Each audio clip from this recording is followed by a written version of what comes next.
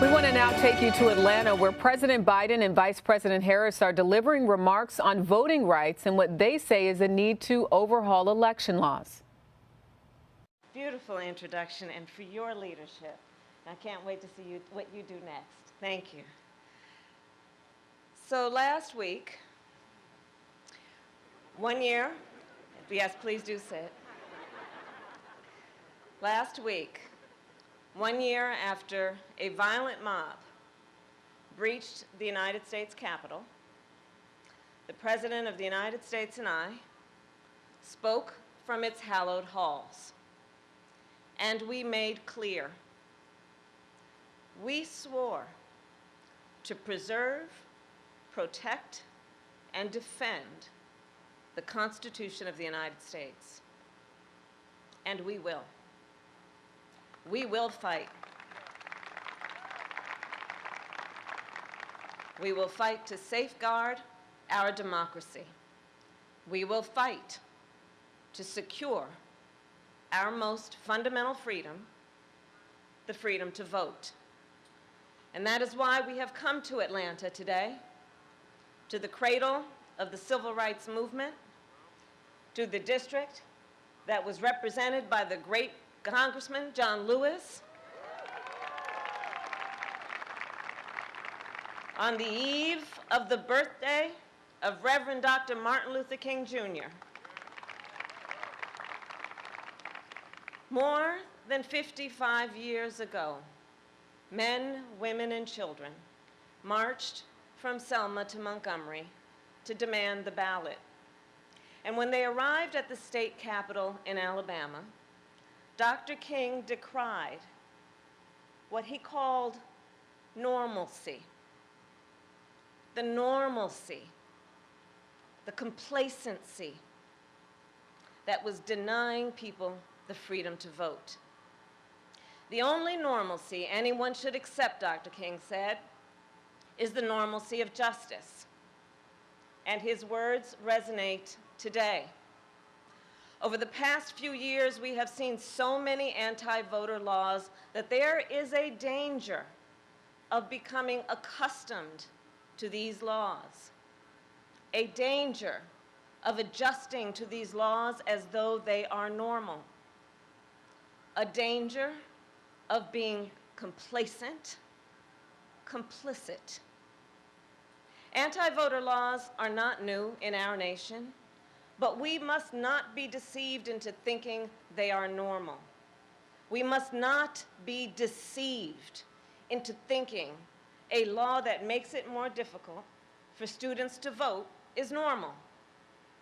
We must not be deceived into thinking a law that makes it illegal to help a voter with a disability vote by mail is normal. There is nothing normal about a law that makes it illegal to pass out water or food to people standing in long voting lines. And I have met with voters in Georgia. I have heard your outrage about the anti-voter law here and how many voters will likely be kept from voting. And Georgia is not alone. Across our nation, anti-voter laws could make it more difficult for as many as 55 million Americans to vote. That is 1 out of 6 people in our country. And the proponents of these laws are not only putting in place obstacles to the ballot box, they are also working to interfere with our elections, to get the outcomes they want and to discredit those that they don't. That is not how a democracy should work. My fellow Americans, do not succumb to those who would dismiss this assault on voting rights as an unfounded threat, who would wave this off as a partisan game. The assault on our freedom to vote will be felt by every American in every community, in every political party. And if we stand idly by, our entire nation will pay the price for generations to come. As Dr. King said, the battle is in our hands.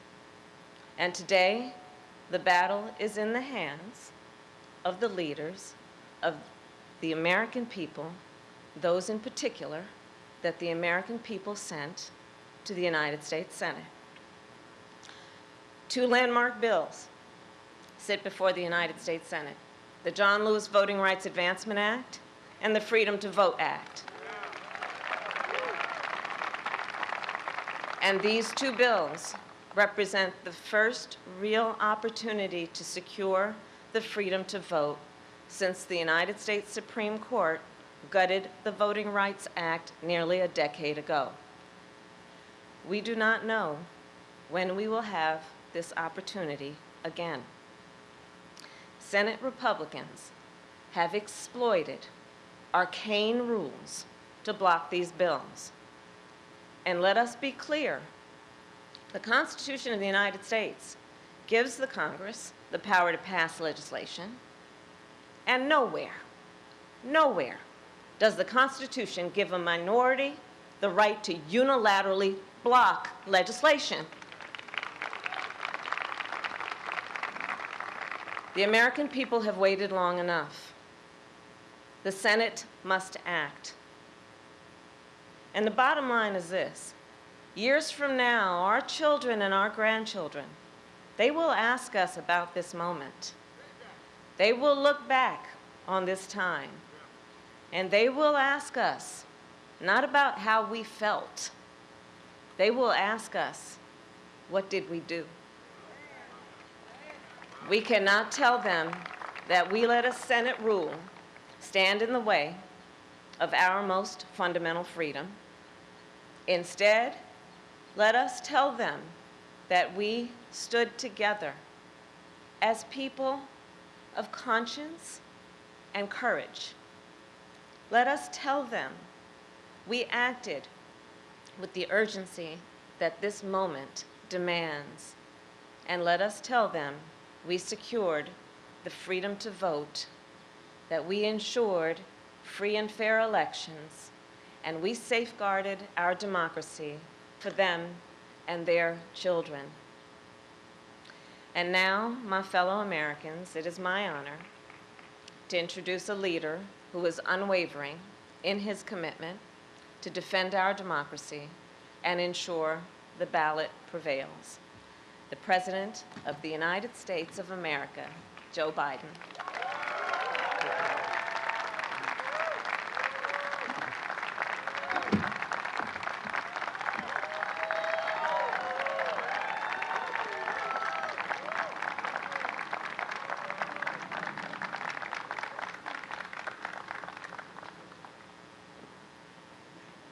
In our lives, in the lives of our nation, life of our nation, there are moments so stark that they divide all that came before and everything that followed. They stop time. They rip away the trivial from the essential. And they force us to confront hard truths about ourselves, about our institutions, and about our democracy. In the words of Scripture, they remind us to hate evil, love good, and establish justice in the gate. Last week, President Harris and I stood in the United States Capitol to observe one of those before and after moments in American history. January 6th insurrection on the citadel of our democracy. Today, we come to Atlanta, the cradle of civil rights, to make clear what must come after that dreadful day when a dagger was literally held at the throat of American democracy. We stand on the grounds that connect Clark, Atlanta University, Morehouse College, near Spelman College, the home of generations of advocates, activists, educators, and preachers. Young people just like the students here who have done so much to build a better America.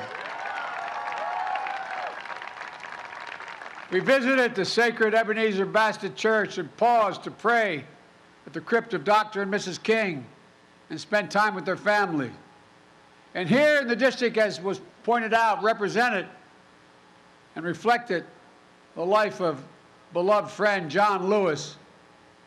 In their lifetimes, time stopped when a bomb blew up the 16th Street Baptist Church in Birmingham and murdered 4 little girls. They stopped when John and many others seeking justice were beaten and bloodied while crossing the bridge at Selma, named after the Grand Dragon of the Ku Klux Klan. They stopped.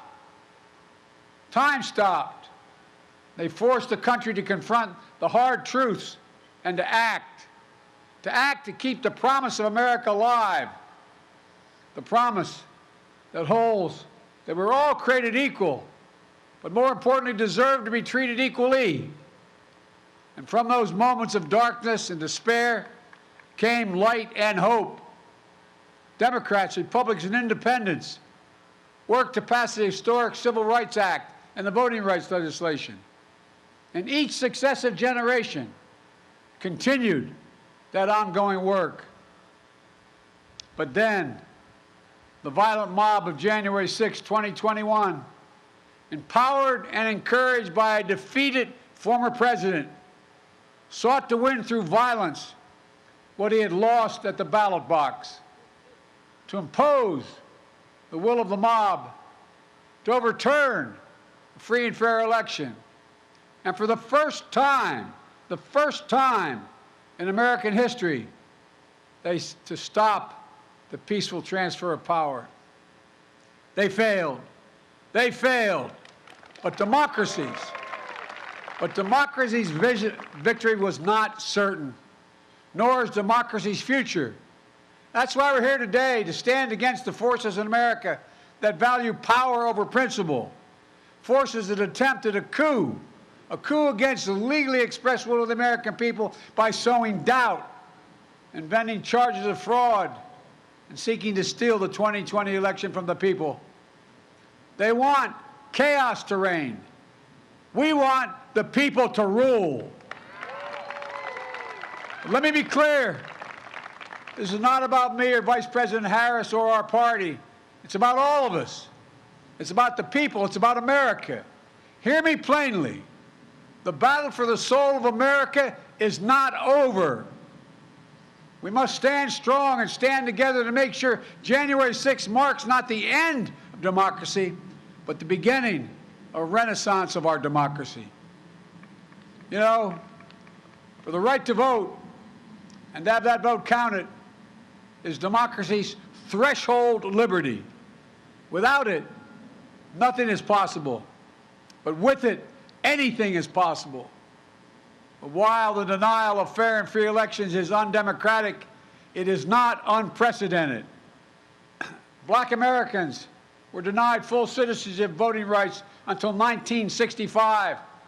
Women were denied the right to vote until just 100 years ago. The United States Supreme Court in recent years has weakened the Voting Rights Act. And now, the defeated former president and his supporters used the big lie about the 2020 election to fuel torment and anti-voting laws. New laws designed to suppress your vote, to subvert our elections. Here in Georgia, for years, you've done the hard work of democracy, registering voters, educating voters, getting voters to the polls. You've built a broad coalition of voters, black, white, Latino, Asian American, urban, suburban, rural, working class and middle class, and it's worked. You've changed the state by bringing more people legally to the polls. That's how you won the historic elections for Senator Raphael Warnock and Senator John Ossoff. You did it the right way, the democratic way. And what's been the reaction of Republicans in Georgia? Choose the wrong way, the undemocratic way. To them, too many people voting in a democracy is a problem. So they're putting up obstacles. For example, voting by mail is a safe and convenient way to get more people to vote. So they're making it harder for you to vote by mail. The same way, I might add, in the 2020 election, President Trump voted from behind the desk in the White House in Florida, dropping your ballots off to secure drop boxes. It's safe, it's convenient, and you get more people to vote. So they're limiting the number of drop boxes and the hours you can use them. Taking away the options has a predictable effect. Longer lines at the polls. Lines that can last for hours. You've seen it with your own eyes. People get tired. They get hungry. When the Bible teaches us to feed the hungry and give water to the thirsty, the new Georgia law actually makes it illegal. Think of this. I mean, it's 2020, and now 22 going into that election. It makes it illegal to bring your neighbors, your fellow voters, food or water while they wait in line to vote. What in the heck are we talking about? I mean, think about it. That's not America. That's what it looks like when they suppress the right to vote. And here's how they plan to subvert the election. The Georgia Republican Party, the state legislature, has now given itself the power to make it easier for partisan actors, their cronies, to remove local election officials. Think about that. What happened the last election? The former president and allies pursued, threatened, and intimidated state and local election officials. Election workers, ordinary citizens, were subject to death threats, menacing phone calls, people stalking them in their homes. Remember what the defeated former president said to the highest-ranking election official, a Republican in this state? He said, quote, "I just want to find 11,780 votes." Pray God. He didn't say that part. He didn't say count the votes. He said find votes that he needed to win.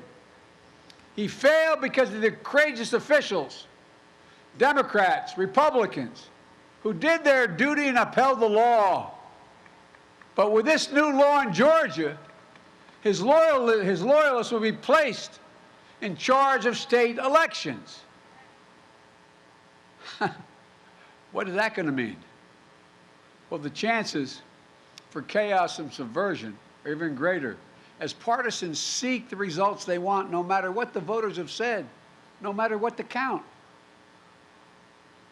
The votes of nearly 5 million Georgians will be up for grabs if that law holds. It's not just here in Georgia. Last year alone, 19 states not proposed but enacted 34 laws attacking voting rights. There were nearly 400 additional bills Republican members of state legislatures tried to pass. And now, Republican legislators in several states have already announced plans to escalate the onslaught this year. Their end game? To turn the will of the voters into a mere suggestion, something states can respect or ignore. Jim Crow 2.0 is about two insidious things: voter suppression and election subversion. It's no longer about who gets to vote. It's about making it harder to vote. It's about who gets to count the vote and whether your vote counts at all. It's not hyperbole. This is a fact. Look, this matters to all of us. The goal of the former president and his allies is to disenfranchise anyone who votes against them. Simple as that. The facts won't matter. Your vote won't matter. They'll just decide what they want and then do it. That's the kind of power you see in totalitarian states, not in democracies. We must be vigilant, and the world is watching. I know the majority of the world leaders, the good and the bad ones, adversaries and allies alike, they're watching American democracy and seeing whether we can meet this moment. And that's not hyperbole. When I showed up at the G7 with 7 other world leaders, there were a total of 9 present.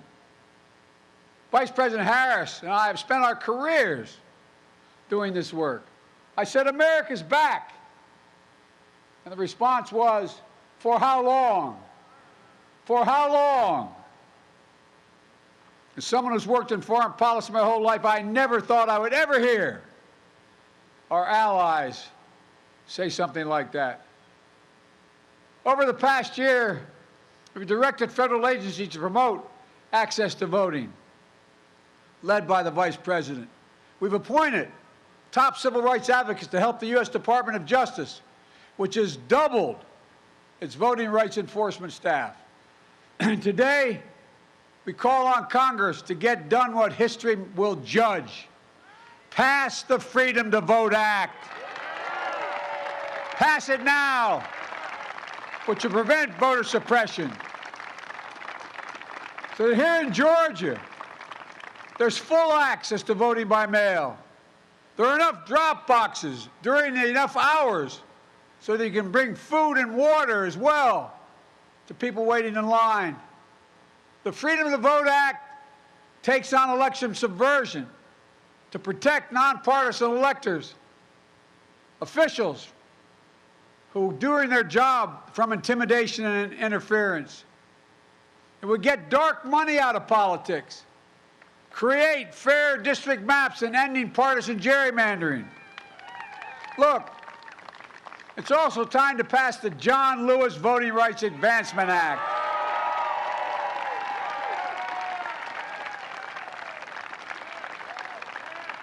I've been having these quiet conversations with the members of Congress for the last 2 months. I'm tired of being quiet.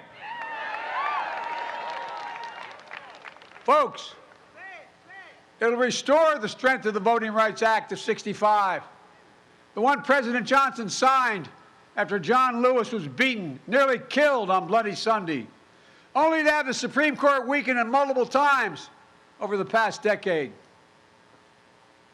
Restoring the Voting Rights Act would mean the Justice Department can stop discriminatory laws before they go into effect. Before they go into effect. The Vice President and I have supported voting rights bills since day one of this administration, but each and every time, Senate Republicans have blocked the way. Republicans oppose even debating the issue. You hear me? I've been around the Senate a long time. I was Vice President for 8 years. I've never seen a circumstance where not one single Republican has a voice that's ready to speak for justice now. When I was a senator, including when I headed up the Judiciary Committee, I helped reauthorize the Voting Act 3 times. We held hearings, we debated, we voted. Was able to extend the Voting Rights Act for 25 years. In 2006, the Voting Rights Act passed 390 to 33 in the House of Representatives and 98 to 0 in the Senate, with votes from 16 current sitting Republicans in this United States Senate. 16 of them voted to extend it. The last year I was chairman, some of my friends sitting down here will tell you, Strom Thurmond voted to extend the Voting Rights Act. Strom Thurmond. You can say that again. Wow. You have no idea how darn hard I worked on that one. But folks, then it was signed into law the last time by President George W. Bush. You know, when we get voting rights extended in 1980, as I said, even Thurmond supported it. Think about that. The man who led one of the longest filibusters in history in the United States Senate, 1957, against the Voting Rights Act. The man who led and sided with old Southern bulls in the United States Senate to perpetuate segregation in this nation. Even Strom Thurmond came to support voting rights. But Republicans today can't and won't. Not a single Republican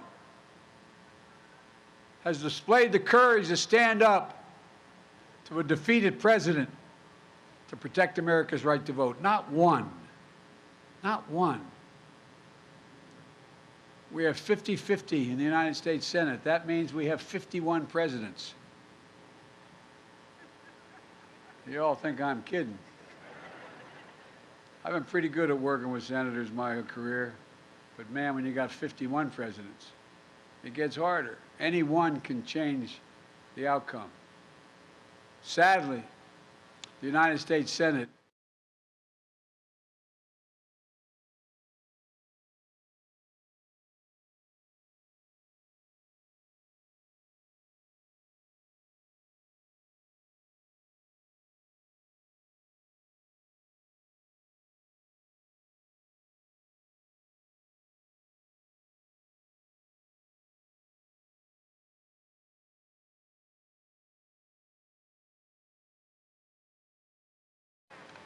and if that bare minimum is blocked, we have no option but to change the Senate rules, including getting rid of the filibuster for this.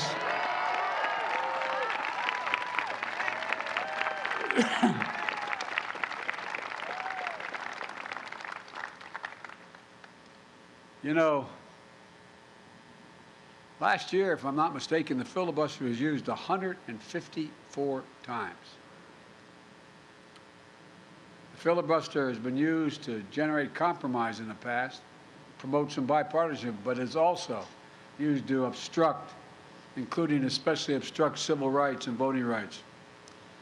And when it was used, senators traditionally used to have to stand and speak at their desk for however long it took.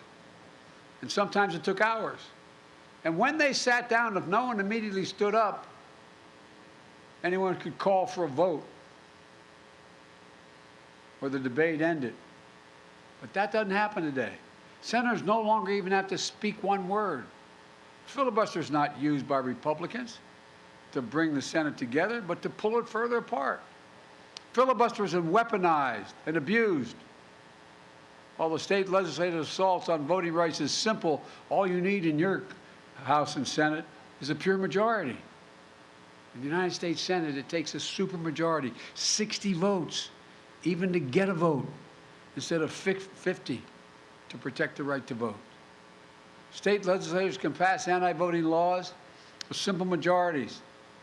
If they can do that, then the United States Senate should be able to protect voting rights by a simple majority.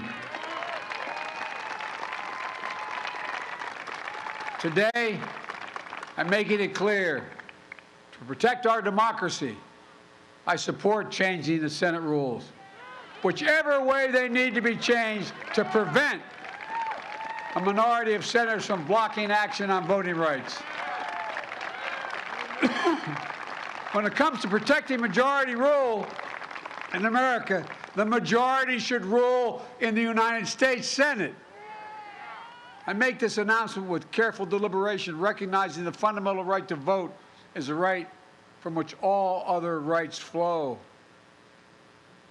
And I make it with an appeal to my Republican colleagues, to those Republicans who believe in the rule of law, restore the bipartisan tradition of voting rights.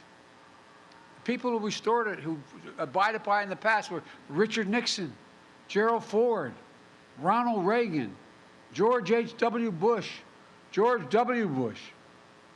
They all supported the Voting Rights Act. Don't let the Republican Party morph into something else. Restore the institution of the Senate the way it was designed to be.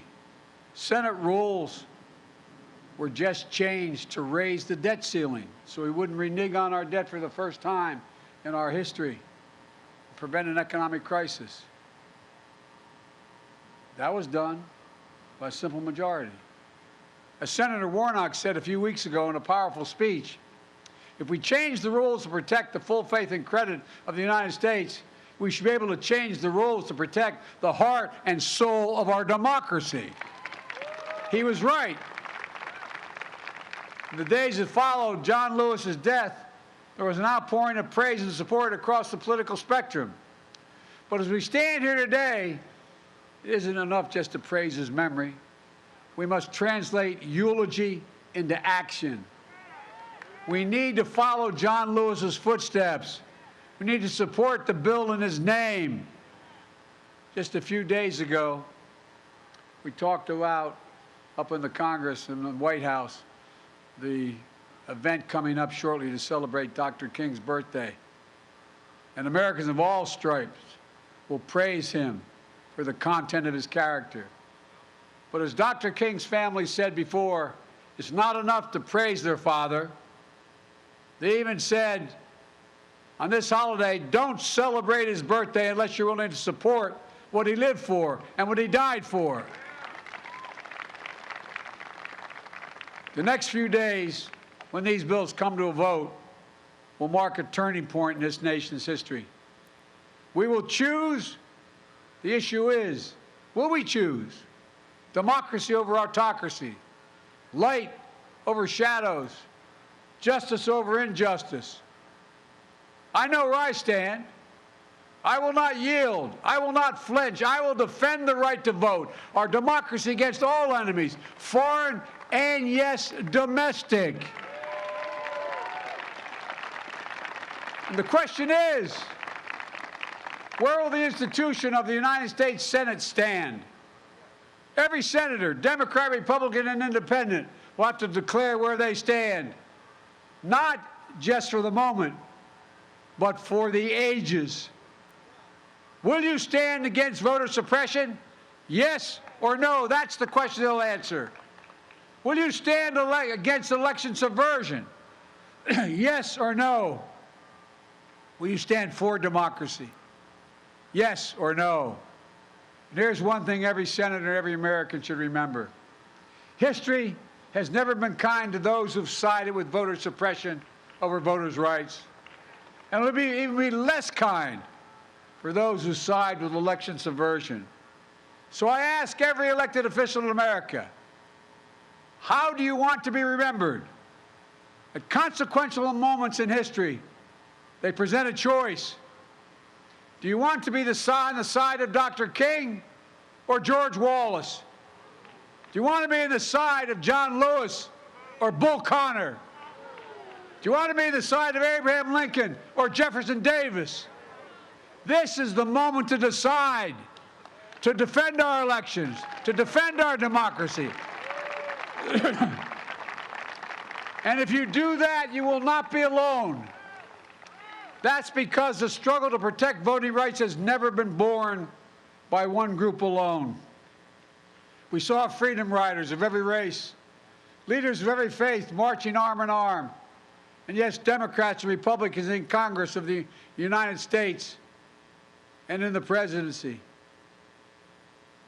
I did not live the struggles of Douglas, Tubman, King, Lewis, Goodman, Cheney, Swerner, countless others, known and unknown. I did not walk in the shoes of generations of students who walked these grounds, but I walked other grounds because I'm so damn old I was there as well.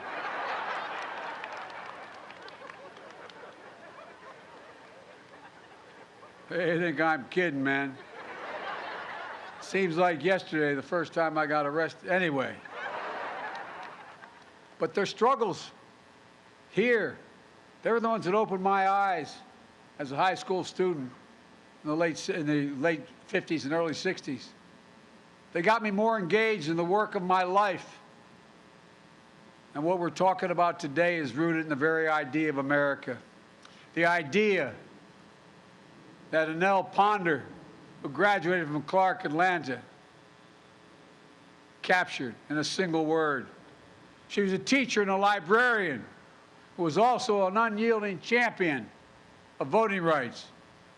In 1963, when I was just starting college and university after registering voters in Mississippi, she was pulled off a bus, arrested and jailed, where she was brutally beaten.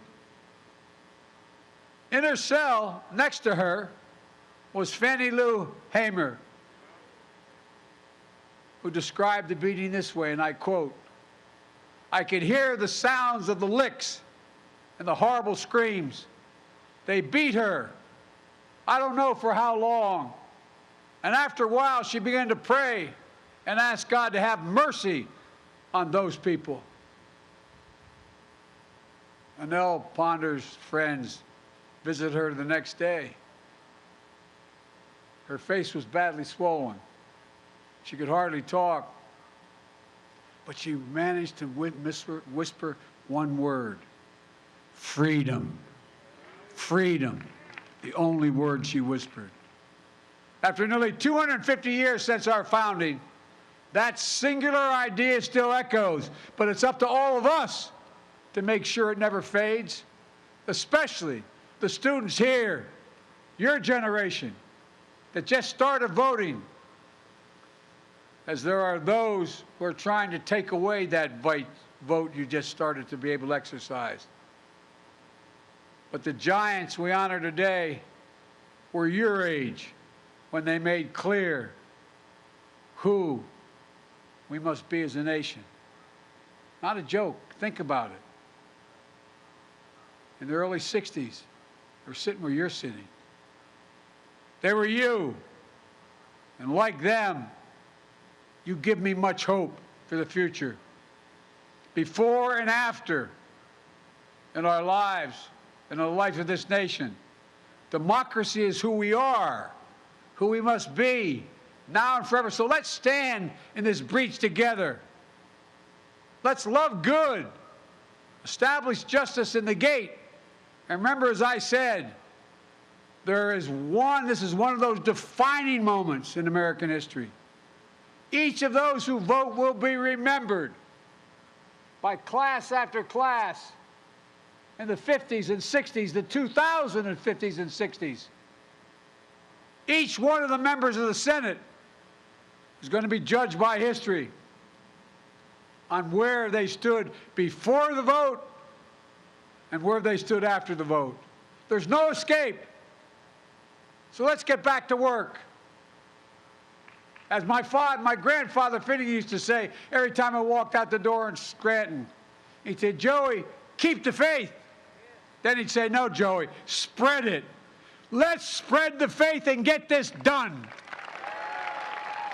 May God bless you all, and may God protect the sacred right to vote.